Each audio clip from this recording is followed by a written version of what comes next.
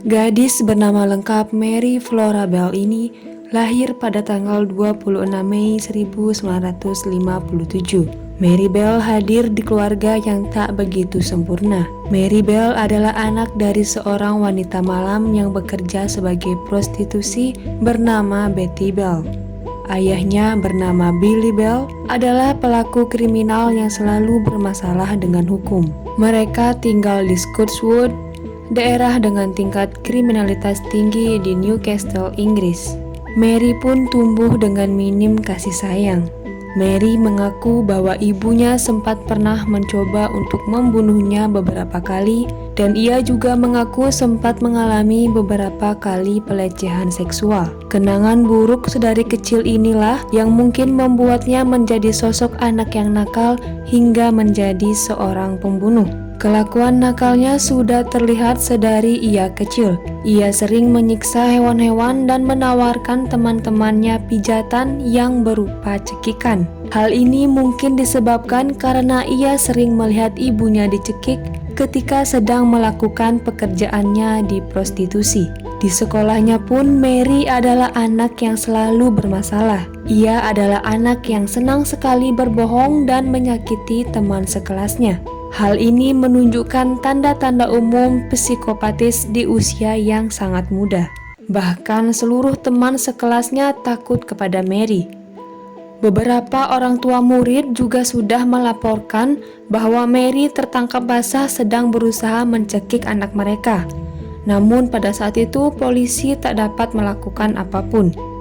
Terlepas dari kekerasan fisik yang dilakukan oleh Mary, sebenarnya ternyata Mary adalah anak yang cerdas. Mary juga memiliki seorang teman baik yang bernama Norma. Peristiwa pembunuhan yang pertama kali dilakukan oleh Mary Bell terjadi pada tanggal 25 Mei 1968, tepat sehari sebelum hari ulang tahunnya yang ke-11 tahun. Korbannya adalah seorang anak laki-laki bernama Martin Brown yang masih berusia 4 tahun. Pada hari itu, Mary membunuh Martin dengan cara mencekiknya hingga tewas. Keesokan harinya, jasad Martin ditemukan di sebuah rumah kosong. Karena cekikan yang dilakukan oleh Mary kurang kuat, Mary tidak meninggalkan bekas apapun di leher Martin, sehingga polisi kesulitan mencari tahu penyebab kematian dari Martin. 2 hari kemudian, Mary dan Norma menerobos masuk sekolah dan melakukan perusakan di kelasnya. Setelah melakukan perusakan, Mary dan Norma meninggalkan sebuah catatan yang bertuliskan bahwa merekalah yang bertanggung jawab atas kematian Martin. Tapi sayangnya, catatan itu malah dianggap sebagai lelucon oleh pihak kepolisian setempat. Belum puas dengan aksinya, Mary kembali melakukan pembunuhan pada seorang anak berusia 3 tahun yang bernama Brian Hoy. Kali ini Mary tidak melakukannya sendiri. Ia juga dibantu oleh temannya yaitu Norma.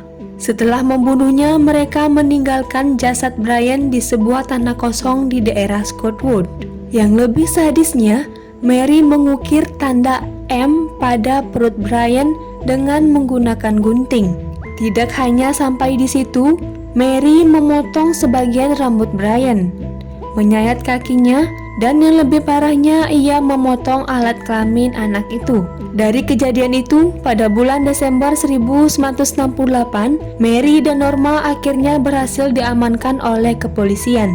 Dalam persidangan, Norma mengatakan bahwa dirinya sempat memohon agar Mary berhenti untuk menyakiti Brian, tetapi Mary tidak menghiraukannya. Norma juga mengaku bahwa Mary meminta dirinya agar tidak membocorkan peristiwa pembunuhan itu kepada siapapun atau Mary akan membunuh Norma.